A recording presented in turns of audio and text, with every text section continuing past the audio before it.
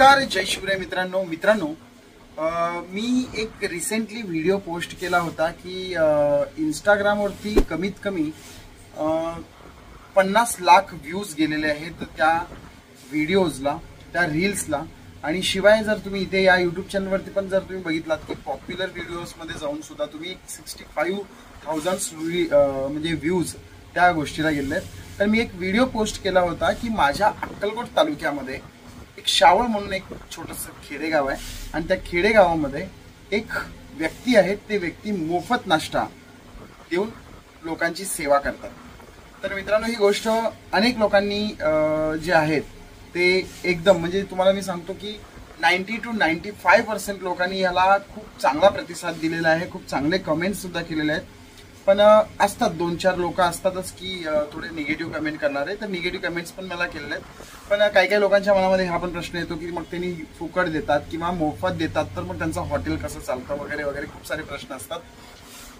मी हा व्हिडिओ त्याच्यासाठी बनवलाय की तुम्हाला एक तुमच्या शंकेचं थोडंसं निरसन करण्यासाठी की काय ऍक्च्युली त्या अक्कलकोट तालुक्यामध्ये जे आजोबा आहे, तर ते त्यांच्याबद्दल थोडीशी स्टोरी सांगतो मी की अक्कलकोट तालुक्यामध्ये ते जे आजोबा आहेत तर ते मागच्या 30 वर्षापासून लोकांना तुमच्याकडे जर पैसे असेल तर द्या, नसेल तर राहू द्या, पण तुम्ही माझ्या हॉटेलला आलात तर तुम्ही इथे येऊन पोट भरून खाऊन जावा ही त्यांची वृत्ती त्यांनी ठेवलेली आहे। आणि त्यांची भावना खरंच खूप शुद्ध आहे। तर मागच्या 30 वर्षापासून अनेक लोक त्यांच्या हॉटेलला जाऊन म्हणजे मोफत नाश्ता करत होते। आता बघा कसं असतं, आमचं एक गाव आहे, त्या गावामध्ये असं नाहीये की रोज जर एकच व्यक्ती आहे आणि तो रोज त्याच हॉटेलला जाऊन तो खातोय तर मग मात्र प्रॉब्लेम्स होतात। पण बाहेर गावून परगावून जे लोक येतात आणि त्यांच्याकडे जर पैसे नसतील तर मात्र हे आजोबा त्यांच्याकडून पैसे असेल तर घेतात, नसेल तर राहू देतात।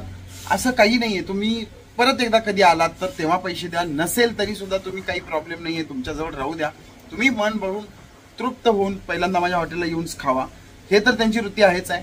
शिवाय गोरगरीब जितके लोक त्या हॉटेलला येतात, जे गोरगरीब लोक येतात त्या हॉटेलला, त्यांनी मोफत नाश्ता देतात। ते कधी असं बोलत नाहीत की बाबा तुझ्याकडे पैसे नाहीये, तू खाऊ नको वगैरे, असं काही नाहीये। तर त्या आजोबांना, आता मी पण कधी त्या हॉटेलमध्ये गेलो तर त्या आजोबांना मी खूप विनंती करतो की आजोबा माझ्याकडून तुम्ही पैसे घ्या, माझ्याकडून खरंच पैसे घ्या। मी खूप वेळा पैसे देण्याचा त्यांना प्रयत्न केला, तर त्यांनी माझ्याकडून सुद्धा पैसे ऍक्च्युली घेतलेले नाही आहेत। ते मला खूप वाईट वाटतं की ते माझ्याकडून सुद्धा पैसे नाही घेतले, म्हणून मी त्यांना आता एक मोठी मदत करायचं ठरवलंय की त्यांना एकदाच मोठी मदत म्हणजे त्यांची जे काही त्या हॉटेलची स्थिती आहे ती इतकी चांगली नाही आहे, तर ते हॉटेल्स बांधण्यासाठी जे काही थोडंफार जे काही निधी आहे, खर्च आहे, त्याच्यामधला मी एक छोटासा वाटा उचलणार हे मी त्यांना बोललेलो होतो। सांगण्याचा उद्देश असा आहे की अनेक निगेटिव्ह लोक जे कमेंट करतायत, जे लोक आहेत, जे खूप सारे लोक आहेत जे निगेटिव्ह कमेंट करायला लागलेत, त्यांना फक्त सांगण्याचं माझं फक्त एकच विनंती आहे, मित्रांनो तुम्ही त्या हॉटेलमध्ये जावा, त्या महाराजांचा स्वभाव पहा कसा आहे ते। ही जी गोष्ट आहे ती खोटी नाही आहे, ही गोष्ट खरी आहे। ते खरंच येणाऱ्या लोकांना फुकटमध्ये खाऊ घालतात, मोफतपणाने खाऊ घालतात। जर तुमच्याकडे पैसे नसतील, जर तुम्हाला परीक्षा घ्यायची असेल तर तुम्ही जाऊन परीक्षा घ्या, पण आपली वृत्ती अशी असते की आपण जर गेलो तर त्या हॉटेलला पैसे द्यायचं आपलं कर्तव्य आहे। जर तुम्हाला द्यायचं तर देऊ शकता तुम्ही पैसे, नाही द्यायचं असेल तर नका देऊ, काही प्रॉब्लेम नाहीये। काही तुमचं मन तृप्त होणं हे महत्वाचं आहे, असं त्यांची एक वृत्ती आहे, त्यांची एक धारणा आहे। तर महाराजांना मदत करता आलं तर तुम्ही नक्कीच मदत करा। शिवाय दुसरी गोष्ट म्हणजे तिथे अनेक लोकांनी एक कमेंट मला खूप म्हणजे वाईट पद्धतीचं कमेंट केलं होतं की ते तेल म्हणजे तेल आहे की डांबर आहे वगैरे वगैरे। मित्रांनो, तिथे एकदम चांगल्या क्वालिटीचं तेल वापरलं जातं आणि दिवसभर ते भजी तळत असतात।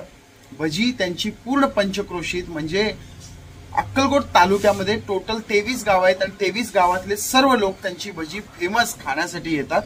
असं काही नाहीये की ते काही खाऊ घालतात, त्यांची क्वालिटी आहे ना, ती क्वालिटी पूर्ण अक्कलकोट तालुक्यामध्ये तिची भजी देण्याची क्वालिटी ती कुठेही नाहीये, मी तुम्हाला सांगतो।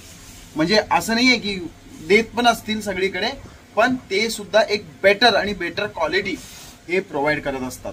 त्याच्यामुळे त्यांच्या म्हणजे खाऊ घालायचं म्हणून काही खाऊ घालायचं असं ते नाहीये, तर चांगली क्वालिटी ते देतात।